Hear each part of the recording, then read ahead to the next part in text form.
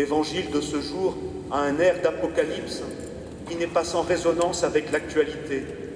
De lourdes annonces de guerre, de conflits, de famine, de désordre, d'épidémies, de tremblements de terre. Notre monde est certes entré en crise, une crise climatique, une crise biologique, une crise économique, et les signaux d'alarme sont nombreux. Et nous sommes certainement à l'aube d'un virage profond dans notre manière de vivre. L'homme épuise la terre qui lui a été soumise. Il puise sans retenue dans les ressources que la nature a mis des millions d'années à produire et à engranger. Et l'homme s'épuise lui-même dans une course effrénée à la richesse et à une débauche de consommation. Alors, notre monde court-il à sa fin? Si c'est le cas, le Seigneur nous invite à ne pas céder à la peur. Mais il nous met aussi en garde de ne pas nous laisser égarer par de faux prophètes, tels Philippulus dans Tintin. Nous ne connaîtrons ni le jour, ni l'heure. Et en ce début du XXIe siècle, le pape François, dans son encyclique Laudato Si, nous rappelle à nos responsabilités d'hommes, créés à l'image de Dieu, doués d'intelligence, capables de s'engager, de partager, de s'organiser et de dominer la création en la servant. Des innovations frugales et respectueuses de la terre se font jour. Elles invitent à la retenue, à la subsidiarité, à la proximité. Et c'est un renversement d'attitude pour l'homo economicus consumus plus, afin qu'il redevienne pleinement sapiens, sapiens, sapiens. On peut le redire plusieurs fois. Et c'est un renversement qui fait écho au règne de Dieu dont le Christ est venu témoigner parmi nous. Le Christ s'est fait pauvre. Il est né pauvre. Il est allé à la rencontre des pauvres, des lépreux, des infirmes, et dans sa passion, il s'est identifié aux plus pauvres, a vécu leurs souffrances et a porté tout ce qui défigure notre humanité. Sa résurrection illumine notre espérance, et la première lecture nous l'annonce, le soleil de justice se lèvera, il apportera la guérison dans son rayonnement. Alors aujourd'hui, notre pape nous invite à une 3e journée mondiale de la pauvreté. Qui est le pauvre dans la Bible? Le pauvre est d'abord celui qui se sait dépendant des autres. Mais au-delà de la nourriture qu'il mendie, le pape François nous rappelle que le pauvre est celui qui fait confiance au Seigneur, car il a la certitude qu'il ne sera jamais abandonné. Je poursuis en vous partageant plusieurs extraits de la lettre rédigée par notre pape pour cette 3e journée. C'est pourquoi le pauvre vit en présence de ce Dieu qui se souvient de lui.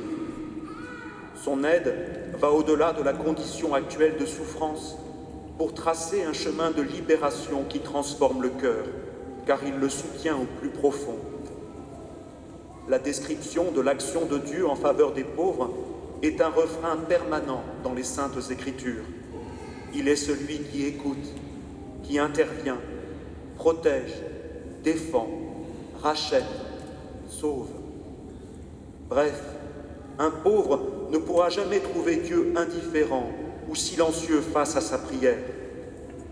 Dieu est celui qui rend justice et n'oublie pas. En effet, il est pour le pauvre un refuge et il ne manquera pas de lui venir en aide. Devant cette foule innombrable d'indigents, Jésus n'a pas eu peur de s'identifier à chacun d'eux. Dans la mesure où vous l'avez fait à l'un de ces plus petits de mes frères, c'est à moi que vous l'avez fait. Fuir cette identification revient à mystifier l'Évangile et à diluer la révélation.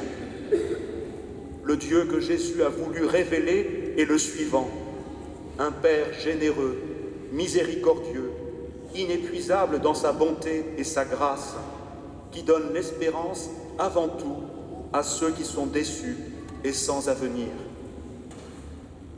Jésus, qui a inauguré son royaume en plaçant les pauvres au centre, veut nous dire précisément ceci: Il l'a inauguré, mais nous a confié à nous, ses disciples, la tâche de le mener à bien, avec la responsabilité de donner de l'espérance aux pauvres.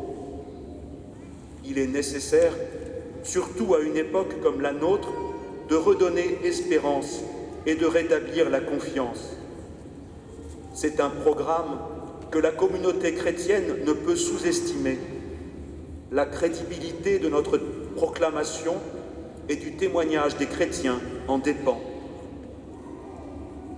Dans sa proximité avec les pauvres, l'Église découvre qu'elle est un peuple qui, dispersé parmi tant de nations, a pour vocation de ne faire sentir à personne qu'il est étranger ou exclu, car tout le monde est impliqué dans un chemin commun de salut. La condition des pauvres nous oblige à ne pas nous éloigner du corps du Seigneur qui souffre en eux.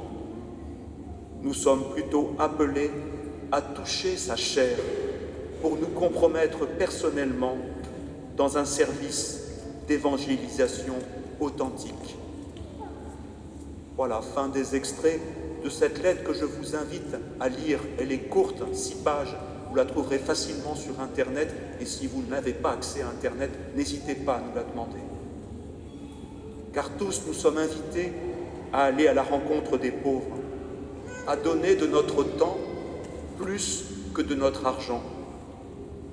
Oui, vraiment, c'est en vivant ensemble que nous pouvons ensemble construire un monde meilleur qui se rapproche du royaume. Si le premier pas vous coûte, n'hésitez pas à le faire avec des frères dans l'une des nombreuses propositions portées sur notre paroisse.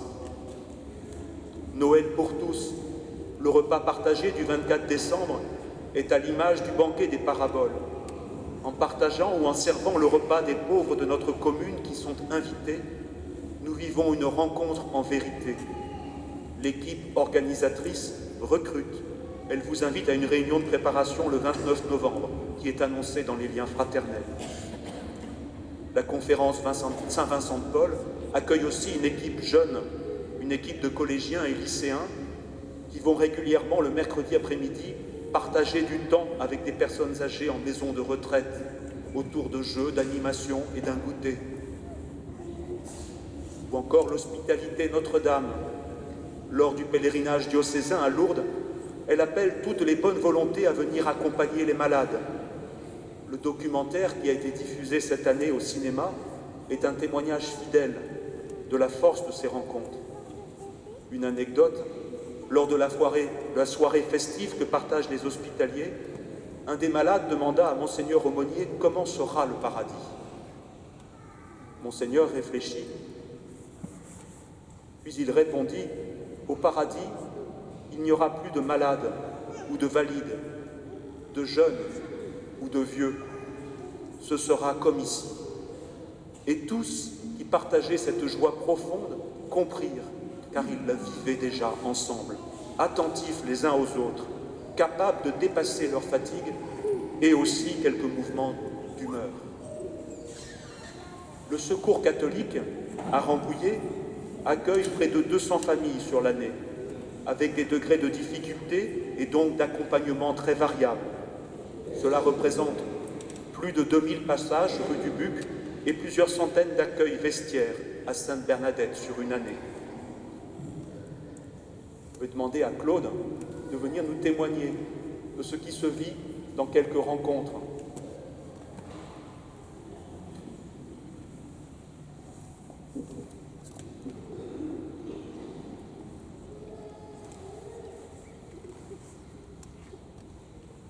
Alors je vais vous donner 2 témoignages, et parmi ces familles, chez l'une d'entre elles, 3 enfants, une grande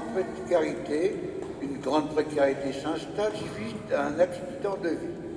Le père tombe malade, ne peut plus travailler, et tout s'enchaîne.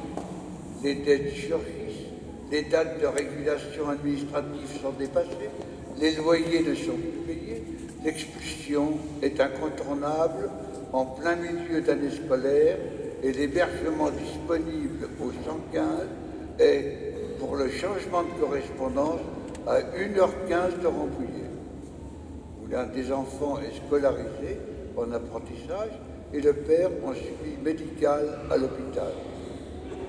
Plus de 2 ans se sont écoulés.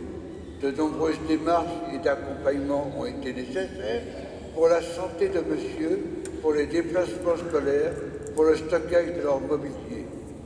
Seul bien leur restant. Pour les démarches administratives, pour les besoins alimentaires, progressivement, la dignité refait surface. Cette deuxième famille dont je vais vous parler, c'est une maman en demande d'asile dont le motif est sans équivoque. Hébergée en hôtel social, seule, sans ressources, avec ses 2 enfants à nourrir, à habiller, à faire garder lors de ses démarches. Aussi avec ce passé qui l'accable, qui ne génère que sentiment de culpabilité, occultant le courage de ses décisions, de sa détermination à se sauver et à sauver ses enfants. Ainsi que perte de confiance en elle-même. Alors, ensemble, nous relisons ce passé, nous remettons en valeur ce qui a été fait, la fierté de l'avoir fait découvrir la confiance, pour lui permettre de réussir, entre autres, la recherche d'un travail, d'un logement, d'une formation, puis d'un emploi. Aujourd'hui, elle retrouve sa dignité de jeune maman, débordante de projets prudents et réalistes. Bien sûr, nous avons besoin de dons matériels, mais aussi et avant tout de bénévoles pour faire vivre et réussir l'un de nos principes d'action, agir avec les personnes qui vivent la pauvreté.